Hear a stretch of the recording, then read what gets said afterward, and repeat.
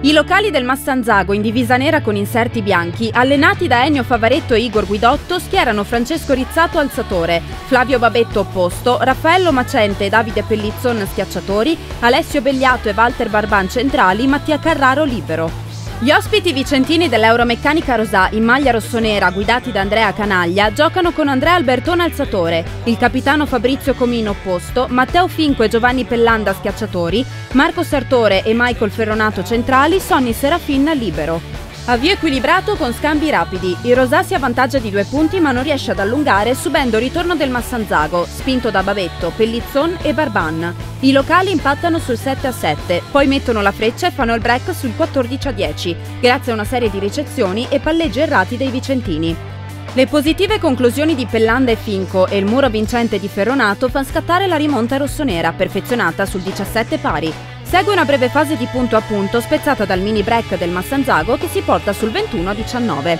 Le squadre forzano e sbagliano il servizio, poi il perentorio primo tempo di Sartore e un'invasione di seconda linea dei locali riportano Rosà sul 23 pari, ma il Massanzago trova il guizzo risolutivo con l'impeccabile veloce di Belliato, seguita dal muro vincente di Babetto su Finco che dà ai padovani il primo set.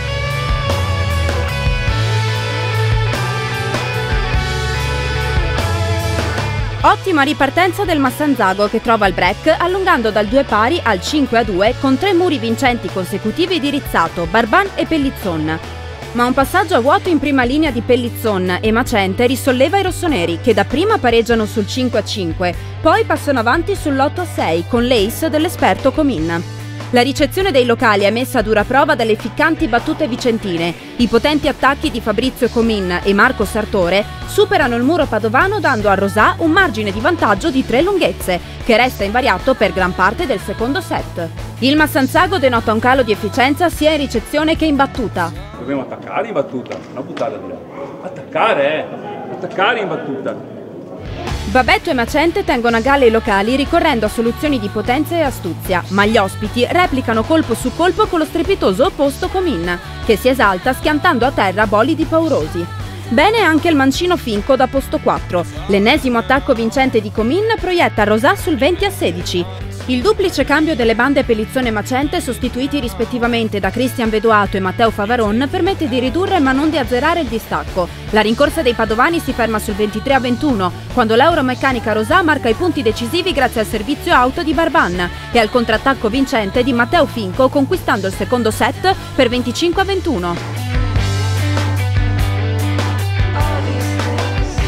Il Massanzago torna in campo con la formazione di inizio match, alzando subito il ritmo soprattutto al servizio e imponendo il proprio gioco in attacco. La battuta insidiosa di Pellizzon e le bordate di Babetto fanno la differenza, producendo un break di 5 punti che lancia i padovani sul 7-2. Anche il muro si fa sentire grazie alla buona prova dei centrali Barban e Belliato. L'attacco va con Macente e Belliato incontenibili e il Massanzago gioca sul velluto controllando agevolmente la frazione in virtù di un rassicurante vantaggio di 5 punti. In banda rientra Favaron al posto di Macente. I frastornati vicentini sbagliano troppo in battuta e in attacco. Cadono sotto i colpi di Babetto e Soci, vedendo crescere a dismisura il passivo sul 20-12 per i locali. Il Rosà non riesce ad arginare le azioni dei padovani che dominano lo scorcio finale del terzo parziale, assestando i colpi decisivi col sontuoso primo tempo di Alessio Belliato e col perfetto lungolinea di Davide Pellizzon, che firma il set point per il Massanzago.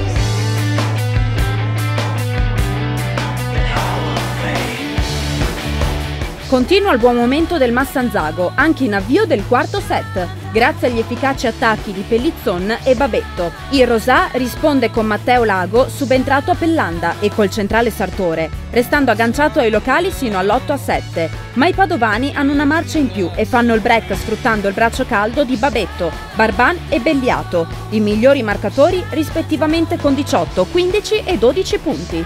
Coach Favaretto inserisce forze fresche, sostituendo Barban col centrale Marco Gasparini, poi l'alzatore Rizzato col giovane Eros Barbiero, classe 92. C'è spazio anche per l'opposto di riserva Francesco Scorziero. I ragazzi di casa staccano Rosà sull'11-7, quindi stroncano le ultime resistenze dei vicentini, producendo il break che di fatto chiude l'incontro. Dal 13-10 si passa così al 18-10, con lo splendido muro a 1 di Favaron su Comin.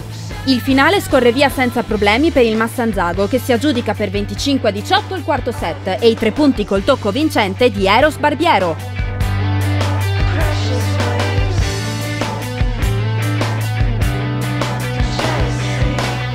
Stiamo comunque crescendo, i problemi che abbiamo avuto stasera sono quelli che poi abbiamo avuto anche nelle precedenti partite con la correlazione muro-difesa.